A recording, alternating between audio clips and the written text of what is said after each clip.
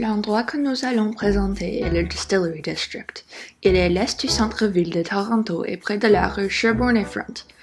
Il est grand, avec une taille de 13 hectares, avec 5 hectares qui sont réservés aux arts et à l'agriculture.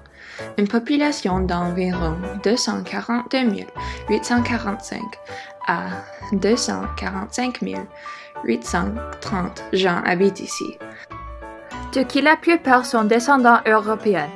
Le quartier est composé de 40 bâtiments qui sont aussi construits avec des briques rouges et 10 rues qui sont pavées avec la brique. Cet ensemble d'architecture est inspiré par les bâtiments victoriens. Ce site est protégé sous l'acte de l'héritage de l'Ontario. En 1832, deux beaux-frères anglais James Ward et William Godham bâtissent un moulin à vent en briques en bordure de la baie de Toronto. Ils construisent de larges bâtisses de briques rouges tout autour de la distillerie pour fabriquer et stocker les tonneaux.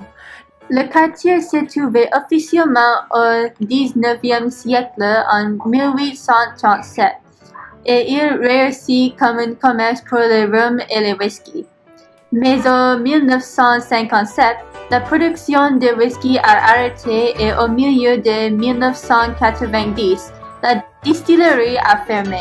Heureusement, en 2001, Cityscape a acheté la distillerie encore parce qu'il veut créer une chose unique pour les bâtisses et aussi préserver l'histoire de la distillerie. Après avoir été abandonné, le quartier a été transformé en place où les personnes peuvent marcher et faire du shopping. Presque tous les bâtiments ont été rénovés pendant sa transformation. Il y a beaucoup de magasins, cafés et de restaurants. Il y a Clenny Bistro ou Elle Catherine, deux restaurants fameux dans le quartier où on peut visiter pour la nourriture. On peut aussi regarder les musées d'art comme Urte Gallery ou Corkin Gallery pour admirer les arts différents comme l'art moderne et les sculptures. Le Distillery District accueille de nombreux festivals, mais les deux les plus populaires sont le Francophonie en été et le Marché du Noël de Toronto. En été, le Festival de la Francophonie en fête se passe.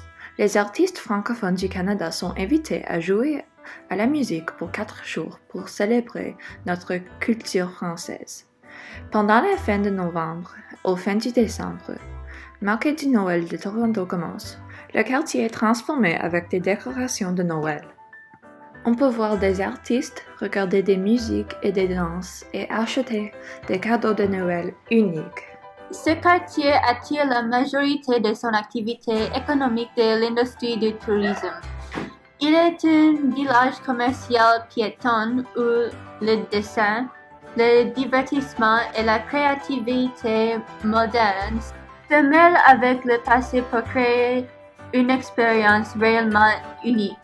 Le Distillery District est une destination très appréciée par les Torontois et de beaucoup de touristes qui visitent le Canada.